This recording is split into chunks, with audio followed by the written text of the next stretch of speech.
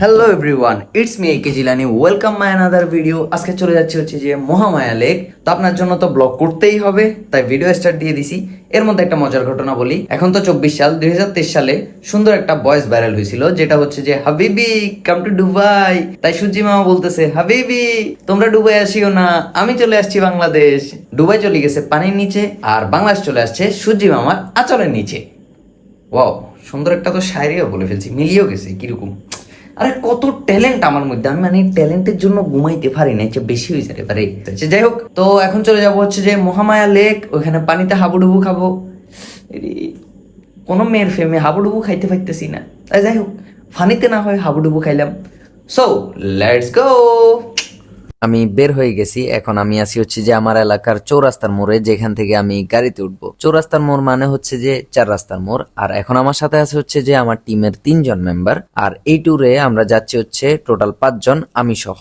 আর আমার অন্য টিম মেম্বাররা কোনো না কোনো কারণে এই ট্যুরে অংশগ্রহণ করতে পারেনি। তো যাই হোক, এখন আমরা গাড়িতে উঠে পড়ে আমরা অটো রিক্সা নিয়ে নিই। অটো রিক্সা নেওয়ার পিছনে 2টা কারণ আছে, ওইটাও বলি। যার কারণ হচ্ছে আমরা শর্টকাট দিয়ে চলে যাব, আর প্লাস হচ্ছে যে রিক্সা হচ্ছে আলাদা একটা মজা, রিক্সায় চড়াটা তা উপভোগ করার জন্য রিক্সা নিয়ে নিছি। তো এখন আমরা চলে যাব হচ্ছে সোজা মহিফাল। মহিফাল হচ্ছে আমাদের ফেনী শহরের বাসের মেইন সেক্টর বলতে পারেন, যেখানে আপনি ঢাকা চট্টগ্রামের সব ধরনের বাস পেয়ে যাবেন। যে কোনো বাস, লোকাল হইতে ডাইরেক্ট যে কোনো বাস আপনি পেয়ে যাবেন। চলে আসছে আমি মহিফাল। এখন আমি একটু লোকেশনটা চেক করে নিচ্ছি, যার কারণ হচ্ছে যে বাসওয়ালা মামা ভাড়া নিয়ে অবশ্যই একটা তর্কাতর্কি করবে, এটা আমি জানি। যাই হোক, আমিও কম না, আমিও বাংলাদেশের নাগরিক। আগে ভাগে লোকেশন চেক করে রাখতেছি, ভাড়া চেক করে রাখতেছি, কত ভাড়া হবে এখান থেকে, দেন মামার সাথে গিয়ে খেলা হবে। সরলেও ভাই আমি ইমানদার আছি। যাই হোক, মামা বেশি কথা বলে নাই। মামা 60 টাকা না 70 টাকা চাইছিল, আমি 50 টাকা বলছি, কারণ এখান থেকে রেট করা ভাড়া 50 টাকা। এটা মামাও জানে, আমিও জানি, তাই আর মামা বেশি কথা বলে নাই, নিয়ে নিছে। তো যাই হোক, এখানে আর কোনো কথা বলবো না, আপনারা রাস্তা উপভোগ করেন। আমি একদম মহামায়া গিয়ে আপনার সাথে দেখা করতেছি,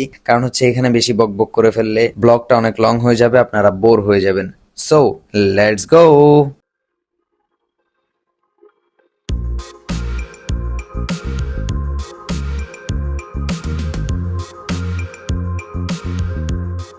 চলে আসছি আমরা মহামায়া। এখন মহামায়া লেক অব্দি যেতে হলে আপনি সিএনজিও নিতে পারেন, আবার হেঁটেও যেতে পারেন। রাস্তা অল্প একটু, বাট যদি সিএনজি নেন তাহলে আপনাকে 15 টাকা করে জনপ্রতি ভাড়া গুনতে হবে। আমরা সিএনজি নিয়ে নিই, যার কারণ হচ্ছে আমরা প্রত্যেকজন আইলসা, মানে অলস।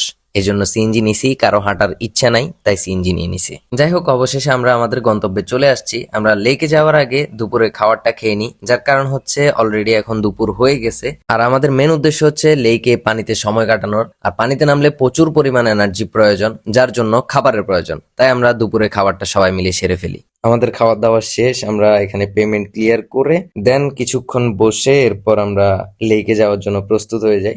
লেকে যাওয়ার জন্য আপনাকে এখান থেকে আগে টিকিট নিয়ে নিতে হবে, না হলে আপনি ঢুকতে পারবেন না। আর প্রত্যেকটা টিকিটের দাম 30 টাকা করে, মানে জনপ্রতি 30 টাকা করে পড়ে আর কি। যাই হোক, আমরা টিকিট নিয়ে নিছি, টিকিট নিয়ে ভিতরে চলে আসছি। এখন সোজা চলে যাব লেকে। ভাই আর তস হইতেছে না, রোদের যে তাপ, রোদ তো দেখতেছেন। মন শুধু বলতেছে পানি পানি পানি পানি, কিদার হ্যাঁ পানি, মানে পানি পানি করতেছে। এখন সোজা লেকে গিয়েই পানিতে নেমে পড়বো। আসসালামু আলাইকুম ভাইয়া। না আসসালামু আলাইকুম। ও আমি ভালো আছেন ভাইয়া? আমি একজন ব্লগার, মানে ভিডিও বানাই আর কি। এখন আপনাকে ভিডিওতে নিছি, কোনো আপত্তি আছে? এটা আমি ছাড়তে পারি, ফেসবুকে ছাড়তে পারি? আসসালামু আলাইকুম। এই কে জিলানি ভাইয়া আমার ফেসবুক পেজের নাম। ভাই মনে হয় এলাকার, ভাই মনে হয় গোসল করতে যাচ্ছিল। ভাই যেভাবে ঘন্টা মাথায় দিয়ে আসতেছিল ভূতের মতো, একটু ভাইয়ের সাথে দুষ্টামি করি আর কি। অবশেষে আমরা লেকে চলে আসছি। এসে আমরা এখানে একটা ব্রিজ ছিল, ব্রিজের নিচে বসি, কারণ ব্রিজের উপরে তো রোদ আর নিচে তো ব্রিজের ছায়া আছে, তাই আমরা নিচে বসি। আর আমাদের সাথে আমরা একটা স্পিকার নিয়ে যাই, স্পিকারটা নষ্ট হয়ে যায়, যার কারণ হচ্ছে রোদের এত তাপে স্পিকারের বোর্ড গরম হয়ে স্পিকারটা চলে না। চেষ্টা করছি এটা ঠিক করার, বাট ঠিক হয় নাই। তো আর এটা নিয়ে আমরা মাথা না ঘামিয়ে আমরা রেডি হয়ে নেমে পড়ি পানিতে। বিশ্বাস করেন রাসেল ভাই, বলে বুঝাইতে পারুম না, এত শান্তি। মাথার উপরে রোদ, পায়ের নিচে পানি, আহ কি যে শান্তি। ওয়াও, আবারও মিলে ফেলছি। কি যে ট্যালেন্ট আমার, আমি কি বলবো আর। ওকে ছোট ভাই, ল একটা ছবি ল। ঠিক আছে ছোট ভাই, করো একটা ছবি নিয়ে দিল। আমরা পানি এনজয় করি আর আপনারা সিনেমেটিক এনজয় করেন। ওকে, লেটস গো।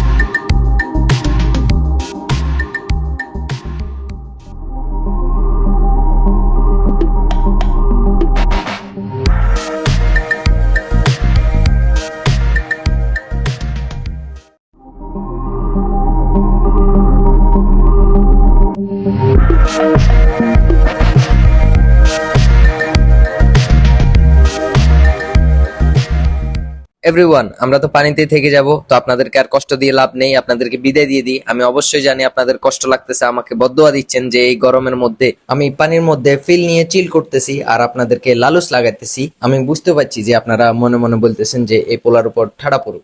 আল্লাহ আল্লাহ, না না, এটা এটা করি না, আমি ছোট মানুষ, আমার ভুল হয়ে গেছে, আমার বদদোয়া টদদোয়া দিয়ে না কেমন। তো সব ভালো থাকবেন, সুস্থ থাকবেন, নিজেদের খেয়াল রাখবেন। আবার নতুন কোনো ব্লগের সাথে দেখা হবে। আসসালামু আলাইকুম, আল্লাহ হাফেজ।